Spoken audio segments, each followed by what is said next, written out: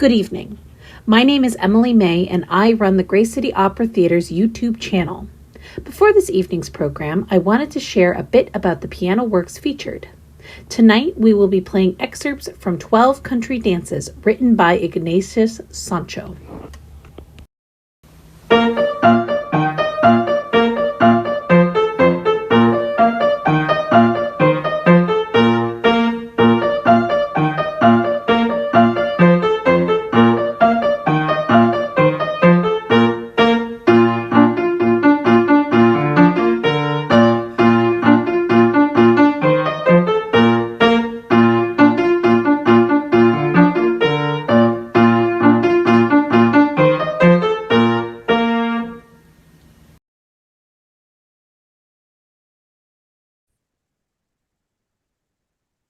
Good evening and welcome to the Gray City Opera Theater's one-on-one series. I am Claudia Merrill, founder and artistic director. The Gray City Opera Theater is a 501c3 nonprofit organization. We are vested in the masterworks of African American and African descent classical composers. It is our mission to preserve, promote, educate, and perform these little known and rarely acknowledged composers' works.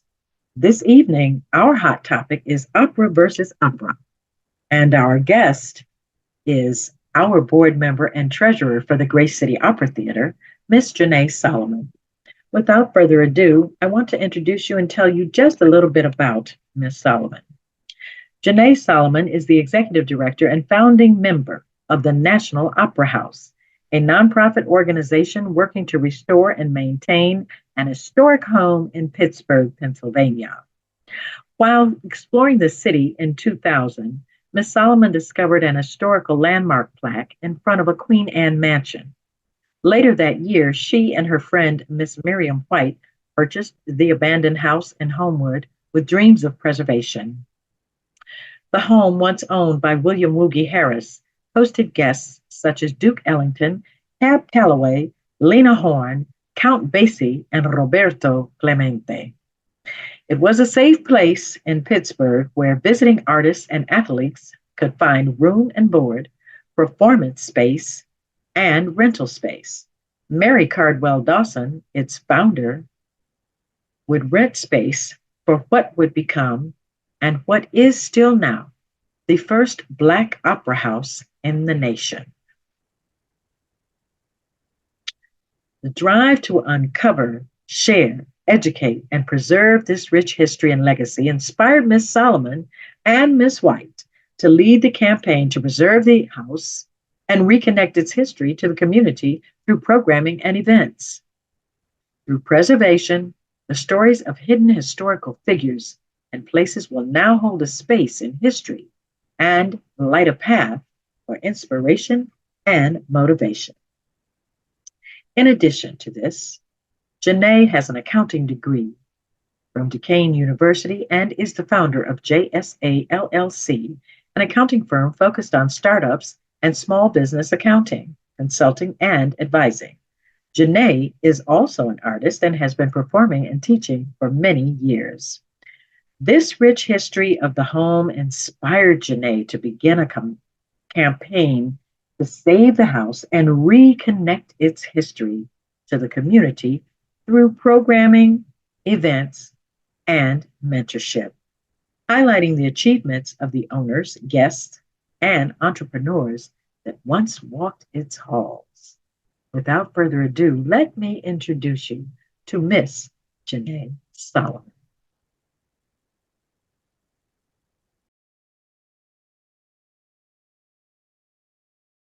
Jonnet, how is everything going? Thank you for having me. Everything is going extremely well. Thank you so much for being here. Listen, will you tell our audiences just a little bit about yourself? Absolutely. My name is Jonnet Solomon. And in addition to being a board member at Gray City Opera, I'm the executive director of the National Opera House located in Pittsburgh. And our mission is to restore the house itself. It's a Queen Anne style mansion and uplift and amplify the story of Mary Cardwell Dawson, the founder of the first Black opera company in America. Very well. Now, how did you come to know about Grace City Opera Theater? Well, I was introduced to Grace City Opera through an introduction with you, Claudia. I actually knew about it before through one of my employees, and then we were connected. Very well. I'm just wondering because I do admire so much the mission and the work of Mary Cardwell Dawson.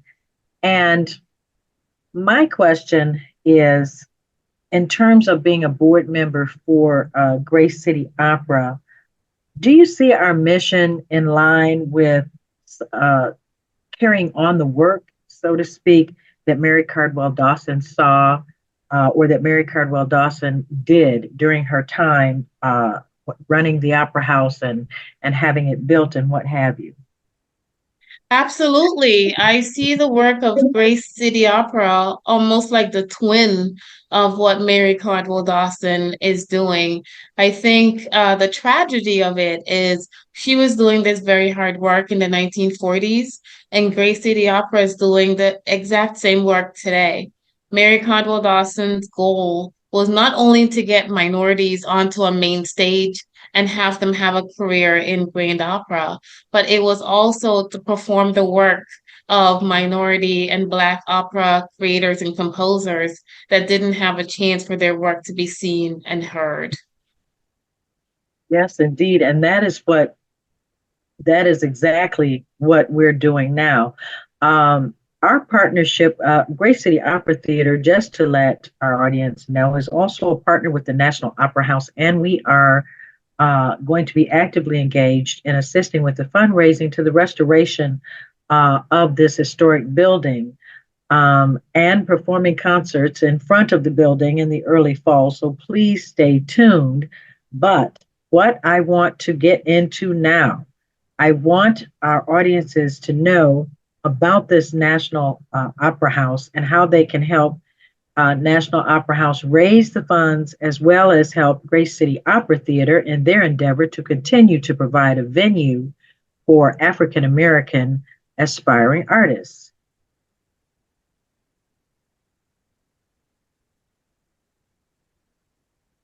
So tell us what what you're doing with National Opera House, what the building looks like, and where we're going with that. As a partner, we know that we're certainly going to be performers. We know that we're going to do all that we can to help that project go forward and come into full fruition.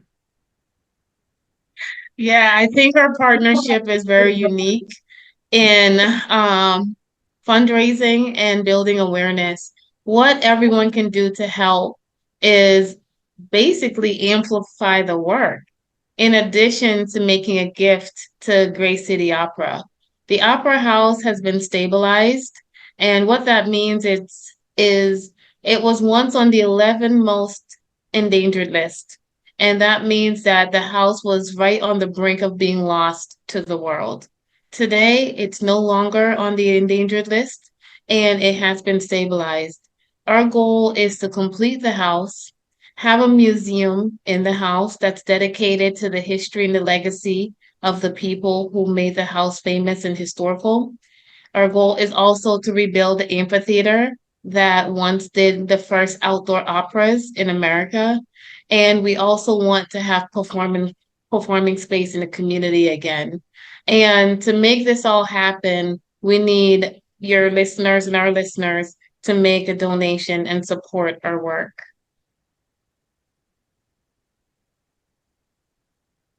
All right, very well, very well. And of course, later in our series, we will be telling everyone how to make a donation.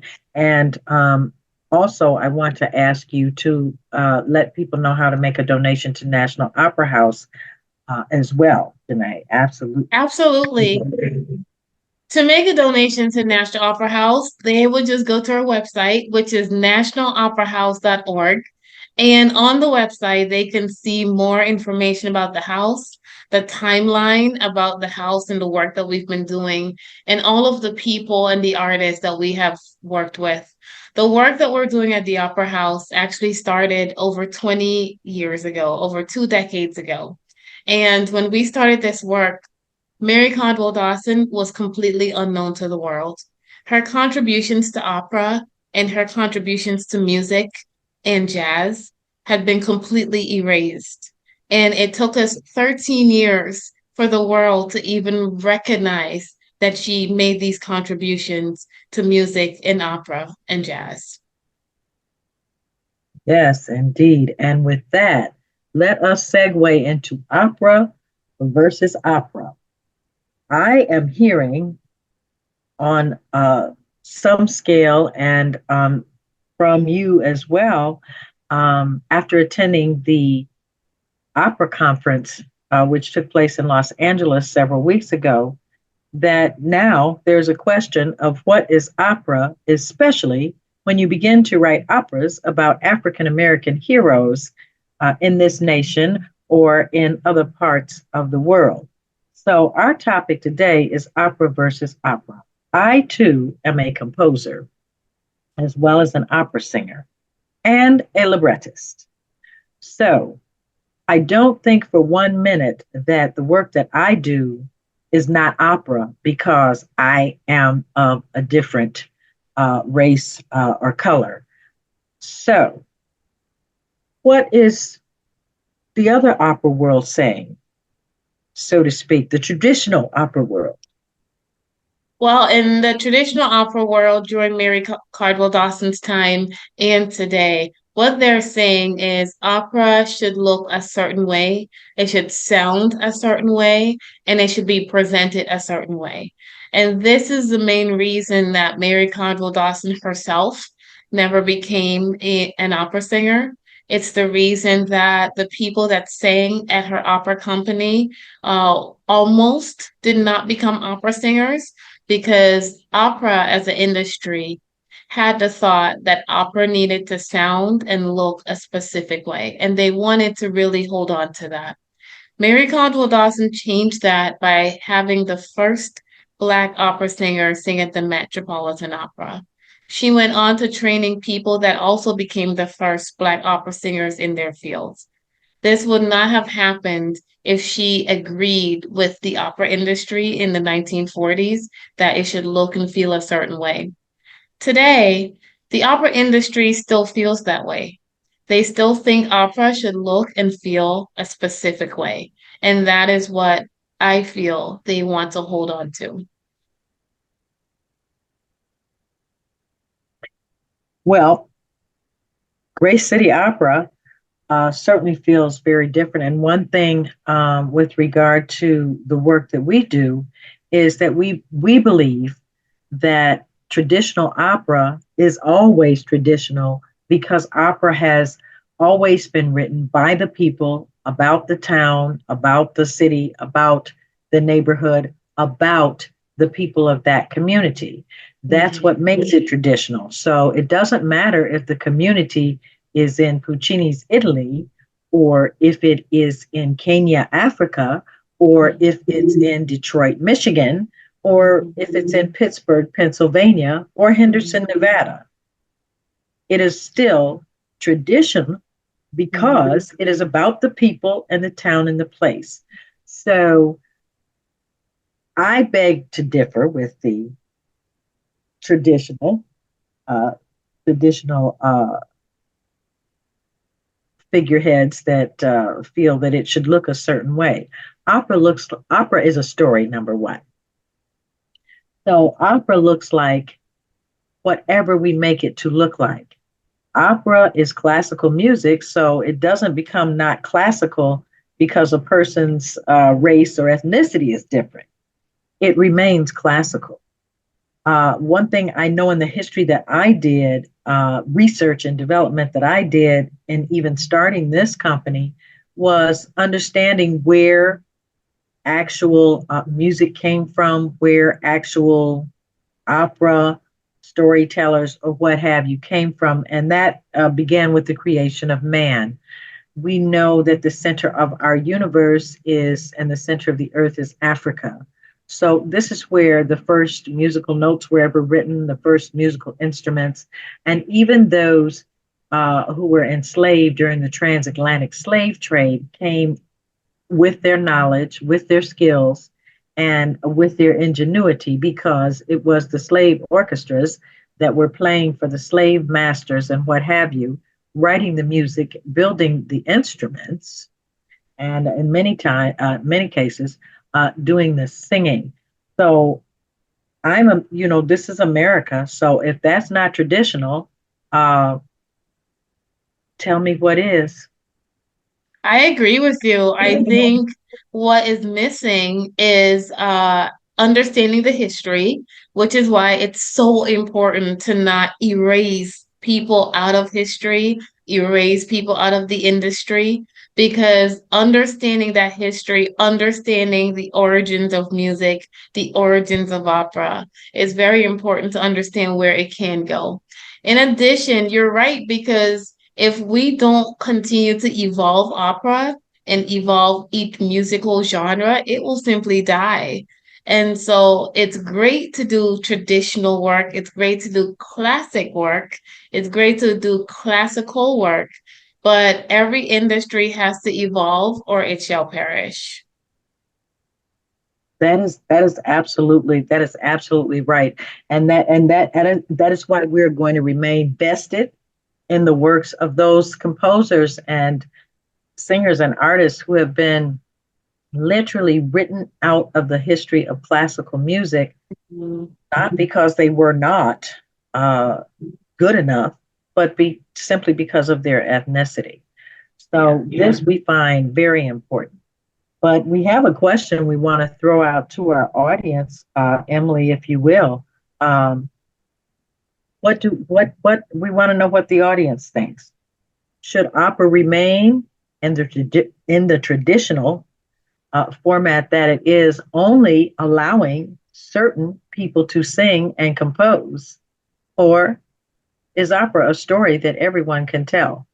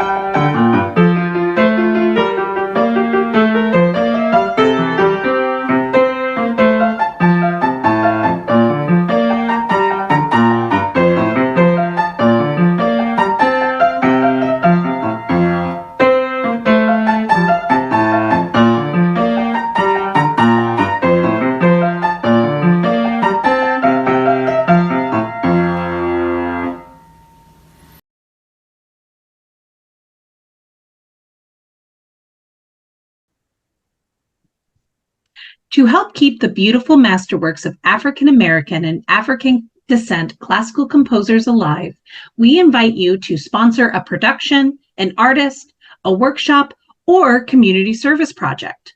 Your sponsorship will help the development of an aspiring artist, composer, or a production and bring the healing magic of music to the community. To donate or sponsor the Grace City Opera Theater, you can go to our sponsorship page where you will find links to our PayPal, where you can donate to the Grace City Opera Theater. You can find our Cash App, where you can put in the cash tag Grace City Opera MI, donate by mail to 1739 Talon Avenue, Henderson, Nevada, 89074, or donate by phone to 725 333 2158. You can also find all of the links for sponsorship in the description of this video. We thank you for sponsoring us, and we hope that you will partner with us for future performances to come.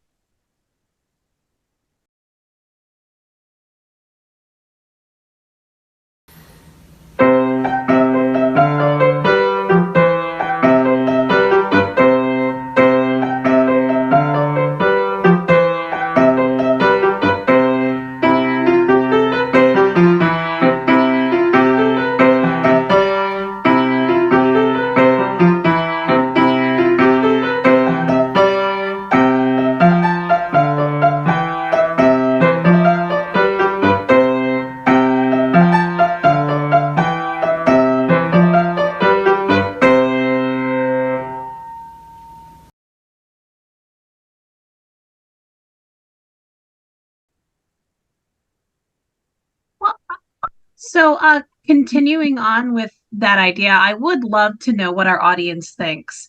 Um, who can and who can't perform opera, who can and who can't write opera. But my question for both of you with this subject, Claudia, you as a performer and a composer, Janae, you on the side of like actually making these productions happen. How does putting a hard line in the sand, digging your heels in to strictly do only what is considered classical, how does that affect our audiences in the future? How does that affect what productions we'll see? And how does that affect the evolution of the art itself? I think it's a great question. I think the audience suffers if we stick to just what someone or a group of people have defined opera needs to look like and feel like and sound like. I think the audience does not get the benefit of what the potential of the genre is because it's predefined by a set of people. So if you think this character has to look this certain way every time, or this other role has to be presented by someone who looks a certain way every time, then the audience just does not get the benefit of the creativity and the evolution of humanity. So at the end of the day, the audience will suffer.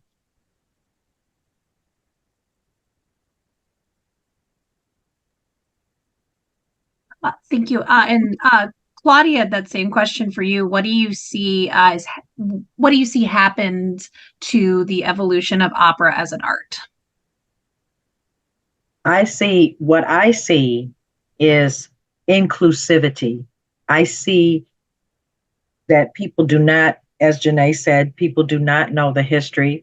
They don't know actually what it is. And it has only been a certain group of people that have been privileged enough, so to speak, to even attend, an exclusive group of people that attend operas. There's an exclusive set of rules, and what have you. We at Grace City Opera Theater believe that the audience should be included and feel welcome and understand the work that we're doing. So our educational series takes care of that with Opera Roots. But in order for it to evolve and continue to be an art that is appreciated by all, it has to be available to all. And that's what we do here in terms of making it inclusive, including our audiences and everything that we do, and actually literally talking to them. And so, and when I say that, I don't mean the lectures that happen before opera productions, because many opera productions you have a lecture series or what have you, but accessibility is my concern. So, because if you can't really afford that ticket to go and see an opera, then you're not going to be a part of a pre-opera lecture series, or what have you. So for me, it's inclusivity, it's accessibility, it is working outside of the box, and it is opening the door for diversity, equity, and inclusion so that everyone has a chance to actually be able to see and understand it. And of course, spread the word about it. But that should be open to everyone, not just a certain group of people, which is how it has been. Claudia, I think that's a great point. I also think that everything you just said has to be redefined in the opera industry. Because I do think that if you ask any opera company in the world, they're going to say that they are working very hard to be accessible, and they are accessible. And they're working very hard to have diversity, equity, and inclusion. And most opera companies today will say they're achieving that. So I think we really have to define what that is and what that looks like. I don't think there's an opera company that'll say, oh, we are not inclusive or we're not accessible. If you ask someone who doesn't go to the opera that may want to go to the opera, why don't you go? They may have another answer and perspective. So there's a disconnect between opera. I think that's why you said opera versus opera, because the opera Mhm. industry that is traditional, they see everything as they see it, whereas other people are seeing things in a much different way and having a much different experience. Well, Janae, may I ask, what do you see opera companies defining as accessible, as inclusive, as diverse, versus what we should be defining it? That's such a great question. I think a lot of companies right now will say, we have affordable tickets. Okay. And they will say they have tickets at prices that they think are affordable tickets. They will also say that you can come to the opera as you are. You know, you don't have to wear couture to attend the opera. So they're saying come as you are. But then if you speak to someone just on the street, they'll say, no, I don't feel comfortable going as I am. So I think that the opera company is saying, we have affordable tickets, we are accessible, our doors are open to anyone. Anyone can come and purchase a ticket, attend the opera, and feel welcomed because we're saying that. I think the reality is people still do not have that open door welcome policy feeling from the other side of the fence. Yes, and the other side of the fence would be the opera company themselves making people feel welcome. So, I mean, and that's where the, definition comes in. How do you make your audience feel welcome? Are you interactive? We don't do an opera where we don't do an interactive with our audience. Our audiences are a part of our operas. Our audiences are a part of everything that we do. And one thing I'm finding is when you do include your audience and they do feel welcome and they want to come back and see more, is that they like that. They like for you to ask them questions. They like to be able to speak to the artist. They like if they have questions about the opera, just having that opportunity to have a conversation. And because I performed for people that say, I didn't, this was just so beautiful. I've never been to an opera before. I've never even seen an opera singer. So I'm so excited and I want to come back. Grace City Opera Theater, I do have to say, does go into the community, and we do have public performances that are free of charge. So anyone can walk up and hear us or what have you. But not even that. Even when we are asking for donations, and what have you, people want to come because they know, listen, they do more. It's more than just seeing an opera and leaving. They always have something to eat. People like to eat, and that's one thing. But, they talk to you. They tell you about, you can ask them, anything they tell you about. And then you might get lucky. You might get to be in one of their operas because they might just ask you if you will be a stage filler or what have you. And that is what we do. Okay. So if you have an opportunity to work with professional artists and to really see, what this is and how it goes and, how we do what we do, that's including you. And you know a little bit more. And it's like, wow, this is really interesting. What I'm finding when I do that, I mean, we're gaining audience participation that way. And people like it. So it's like having a conversation with an old friend, or what have you. And traditionally in the industry, we know it doesn't go like that. So, this is what Grace City Opera Theater thrives to do, in addition to, raising money and, working with our foundations and things like that. We have to do projects that allow people to speak and express themselves, and what have you, so they can learn. Because I just really believe that knowledge is power, and the more you know, the more you enjoy. So we want people to enjoy opera. We want them to enjoy coming to see us and this kind of thing. And we want them to feel like, well, you're welcome. It's not really about what you wear, and all that kind of thing. And I think that that kind of evolves on its own. Um, Even with your audiences, they want, someone who's never been to an opera or never been to a production, or what have you. This is a night out or an afternoon out. And, they always have a really nice little soiree or whatever after, but it's really an elegant affair. And this is coming from people that may have in the past seen opera as elitist or the, snob-nosed people or what have you. But now I think, oh, I want to dress up. I'm going to do that. And I'm going to go to this because really, this is like really a nice affair. And I never get to do that. So, and they talk to you, they don't treat you like, you're nothing like you're lucky that we invited you or what have you. And that's the kind of response I want to hear from my audience. I want to hear people say, I'm so excited that I came and this is so great. And, when is your next performance? I want to come, or what have you. So, and it evolves on its own and they begin to tell other people and they're like, I went to an opera. I never been to an opera. Well, you what do you mean you went to an opera? You can't stand at me. Yeah. But I went and this opera company, they had an audience. They tell you can be in the opera and you can be in the star and they, and all of that and what have you. And they talk to you like they had a little thing after and they talk to you and you could talk to the artist and these are things that make people feel welcome. And when people are talking about opera being a dying art, it's not a dying art, but the relationship and communication is what brings that growth and it brings that welcoming feeling. And people feel like, oh, well, I can go. And if you want to ask a question about opera because you've never been, great. We want to tell you.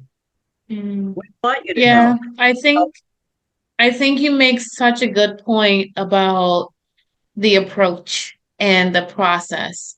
So I think even though traditional opera companies are going into the community and they may go downtown to the city to say, community, hi, we're here, come and attend. I think what's missing is what you just said is it's the approach and the communication. So if you go out into the community, you're going to attract the people that you have presented yourself to attract. You may not attract that person who's dying to come to the opera, but simply don't know how to start that engagement.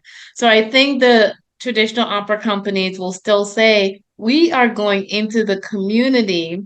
But to your point, Claudia, if you go into the community with the same communication style and the same standoffishness and the same elite approach, then yes, you will get people coming up to you, but it's the same type of audience and the audience isn't growing. So I do think there is a great opportunity to change the approach and the way that communication and community engagement is done. That's such a great point. Yes, absolutely. Because as you said, yes, the major opera companies, whatever, they do come into the community and what have you, but Yeah. they're not accessible to you Right. in that way. And Mhm. here I have to say, I can't even go further without saying many times when they come into our community and they're doing things in the schools, or what have you, or even for the public, they present themselves as um, we know this is something that you know nothing about and but don't try to aspire to it because just because Leontine Price or Kathleen Battle or what have you, they are anomalies. This is not really what your people do, and that is really what you get. It's like, yeah, this person was so amazing and their voice is so great, but it's not anything, it's just, so we don't want you to think that you could do this. And I have even, witnessed myself where, you have an opera company come in and the kids want to raise their hands and they're like, well, I want to be an opera singer. What would I have to do? and they are kind of hesitant and kind of don't even want to tell you, well, first of all, I got to study music, da da da, or whatever. It's almost like, well, usually, I'm really surprised to hear you say that, because most of the time, you know, um, the kids, they're doing hip hop and everything nowadays and what have you, everything to turn you away from something that you might see as a dream because of how you look. So coming in the community is one thing, but again, inclusivity and accessibility, and really telling the true story, the history, educating people because they really don't know. Yeah, I agree with you. I think the history, our mission to tell the history gives children and adults today a connection to say, oh, there was already a woman running a Black opera company. There was already a woman teaching opera singers and putting them on stage. This is not anything new. And I think today, where we have this tug of war and this fight between opera and opera, is really just a great potential. It's a great opportunity to open to new audiences to say, opera is a grand form of storytelling. And if Yes, you have a story to tell, you can just put it to song and sing it in this operatic way. And here you can start a production. So, finding a way to reconcile the old way of thinking with the future way of thinking and the way that humanity is evolving to be inclusive and to continue to tell stories, I think will inspire a lot of people in the next generation. absolutely. Because how did Puccini start? Correct. When Puccini was around, I mean, let's really, put it out there. When Puccini was around, opera was considered devil music. So, but now, you have an industry. Oh no, that's traditional. No, it was considered devil music, and Right. actually, he was kind of tomatoed, tomatoes thrown at him, or what have you. So, opera is always evolving. It is an indeed evolving art, and it is a fine art, and it evolves in many different ways, and every way that we do it, it is traditional. Well, I think the issue with it Surely right that is the now, the issue with it right now is just evolving too slowly. I think with the pace of technology, the pace of the world, the pace of our young people, they're moving at lightning speed. And if you compare something like technology or innovation in the world, or even music, to the pace of opera, then it looks really slow. I think it can yeah. challenge itself to evolve a little bit more efficiently. hmm And the only way for us to really do that is to put it out there and Yes. go to the places where it's never been, go to the places where it's never been heard, and put it out there. Yes. Open the ears to those that don't know and are basing their opinion on what I heard or what I think. And the Yes. only way to do it is to just do it. It won't And we get done any agree. other way. Yes, We agree. absolutely. At the Opera House, we're supporting artists like Madeline Brunet, who's doing trap opera. We're supporting artists that are paying homage to their ancestors through writing music about opera. And so we think there's a plethora of ways to present opera as a genre to the world. Absolutely. Absolutely. Emily. Yes. Yes, yes, indeed. So I would like to know from our audiences, perhaps we can put that question out there. Has this been informational to them? And if they have any questions for us, what would you like to know from us? Because we will talk to you.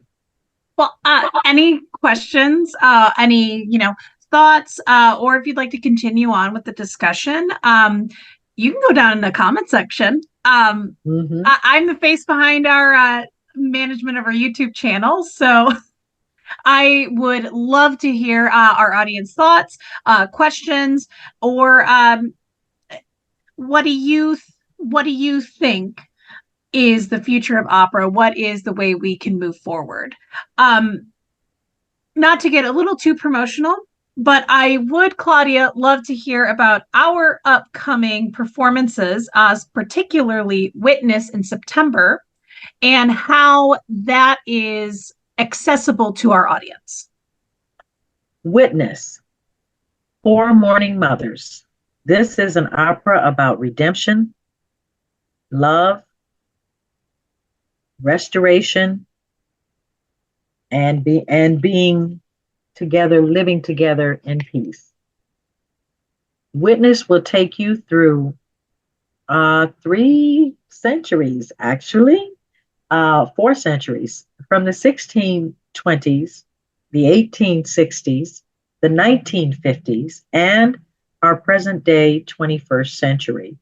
This opera opens our season on September the 19th, 2024 at the Oakland Avenue Urban Farm Theater. It is an outdoor theater and it is in the historic North End of Detroit, Michigan.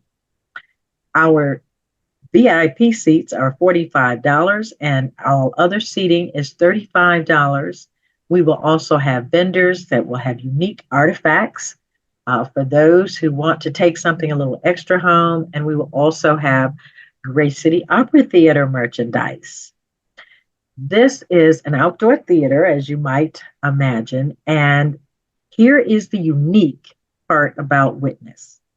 Witness involves not only a repertoire of artists, but in our repertoire are our audiences. So the audience is a part of this opera as well. We will, once you are there, we will let you know how you are going to be a part of this opera. But our audiences, once again, are inclusive. So we have an interactive after the opera. Of course, people can ask questions. However, the audience is a part of the opera. So stay tuned because we will tell you more about that. And we need to let you know also that since Grace City Opera Theater is a 501c3 nonprofit charitable organization, every donation that you make is 100% tax deductible. So there will be QR codes on the screen. You can also go to our website. And if you are not used to that, that's okay. You don't have to worry about, I don't know how to use them. You can make a check payable to the Grace City Opera Theater. And we will gladly accept that. So, or you can call us, you can pay by phone as well. And our number is 725-333-2158. We certainly hope to see you there. And for those of you who live in Nevada, if you are in the Las Vegas Henderson area, the Grace City Opera Theater will be performing 2 concerts. One on July the 28th at 3 p.m. at the Henderson United Presbyterian Church. And the second one is August the 18th at 3 p.m. again at Henderson United Presbyterian Church. Now, you won't want to miss this. This is going to be an afternoon of sacred music, arias, and spirituals, and we have special guests. However, your main artists are yours truly, soprano, and Miss Adrienne Mondeau, who not only will be accompanying me, but will also be presenting some of her music as well. And then we have some special guest artists. So you'll have to join us so you can see. The donation for these 2 concerts in Henderson, Nevada is $25. And we have just recently opened up the option, if you do not use the QR code or go to our website or call us to pay by phone, that you may write a check at the door or give cash at the door. But the donation is $25 and it is 100% tax deductible. Once again, I want to make it accessible to everyone. I have to tell my audience and I have to correct myself as well. I had some people who want to attend the performances in Henderson. And however, they're not used to the QR code, don't really know how to navigate the website. And we're just wondering, well, could we just send a check? Could we just, is there a way for us to call or pay by phone, or what have you? And there is. So we want everything to be accessible to people, because I do understand everybody does not use technology, and we don't want you to have to jump through any hoops to come and support us. So we do want to see you in the seats, because, again, these concerts as well will be interactive with our audience, as well as there will be an afterglow reception after. So you will have a chance to meet and greet the artists. You'll have a chance to ask us questions. And if you want to be in our next production, you may just have a chance to do that as well. So I'm looking forward to seeing all of you, Nevada and in Detroit, Michigan. Absolutely. We are looking forward to seeing all of you. And don't forget, in Detroit, you might just end up being one of the stars of our opera.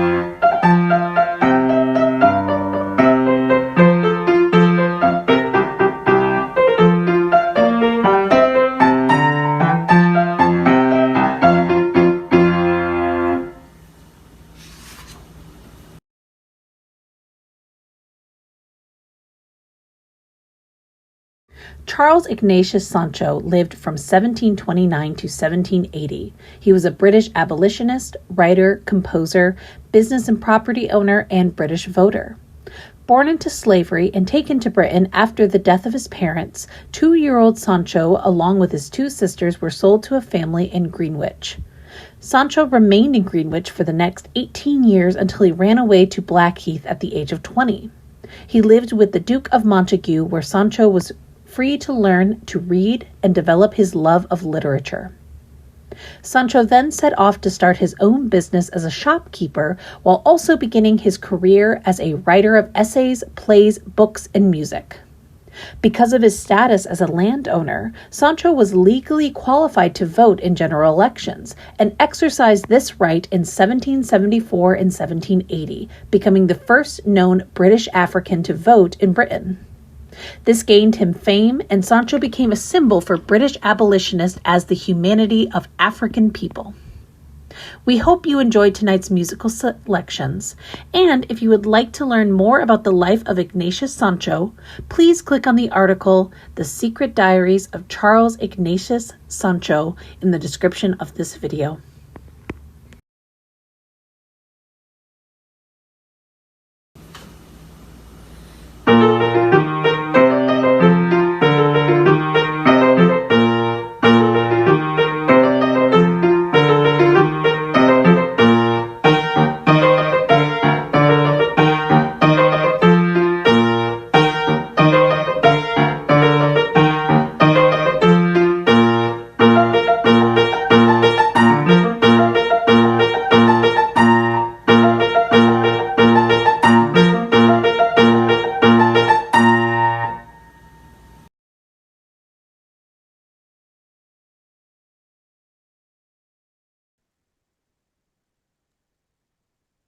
Well, Janae, Claudia, do you have any final thoughts on opera versus opera? I do. Opera is a story. Opera comes from my ancestors in the center of the universe in Africa. Opera is not a dying art. Opera is evolving every day, and anyone can create an opera. Yes, it is in the classical format. That's fine with me. That's opera.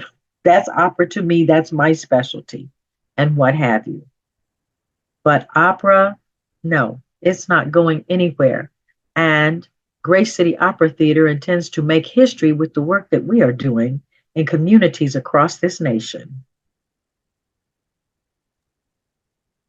Claudia, that's very well said.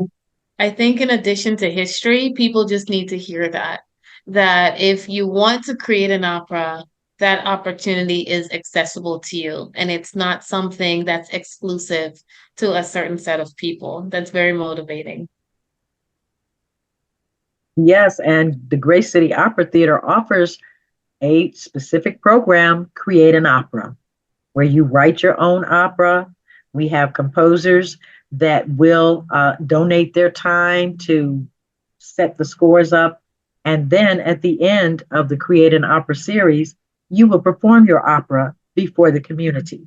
So you become a composer. So if you want to create an opera, contact us, gracecityoperatheater.org or 725-333-2158.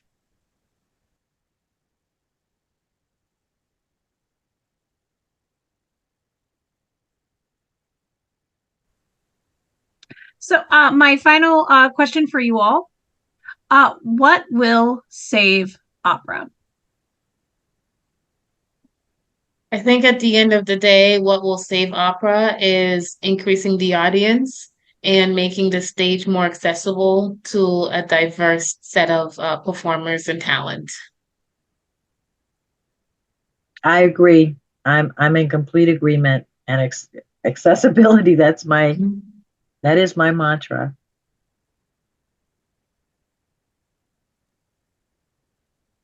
All right. Well, Jonnet, thank you for joining us. I when we were talking about people we were going to interview, I was really excited that you were going to come on. And I loved going through the whole process of coming up with this discussion video of opera versus opera. So again, thank you so much for joining us. Thanks for Thank having you me. very It was a much. pleasure. Yes, thank you. It was a Oh, thank pleasure. you. And we appreciate you working on our board of directors. Oh, absolutely. Thank you.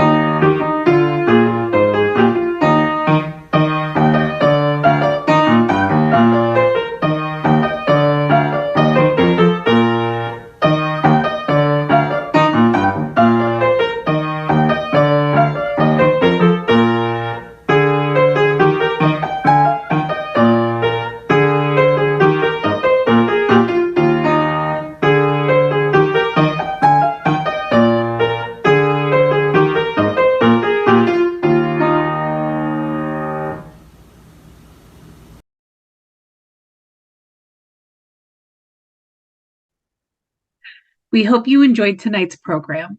The Grace City Opera Theater is honored to work with Jonnet Solomon and the National Opera House. And we encourage you to go to their website, www.nationaloperahouse.org, to learn how you can help restore an incredible piece of American history. The Grace City Opera Theater's next performance will be July 28th at the Henderson United Presbyterian Church in Henderson, Nevada. Please join us for a concert of sacred music, arias, and spirituals. If you would like to make your $25 seating donation before the performance, please visit www.gracecityoperatheater.org and go to the Sponsor Us page. There you will find the link to PayPal, the cash tag for the theater's Cash App, or you can donate by mail to 1739 Talon Avenue, Henderson, Nevada. You can also call us at 724-333-2158 if you would like to donate over the phone or need assistance.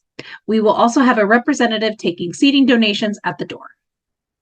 Again, we hope you enjoyed tonight's programming, and we are excited to bring you this new series, our one-on-one interviews, and we hope you enjoyed tonight's topic, opera versus opera.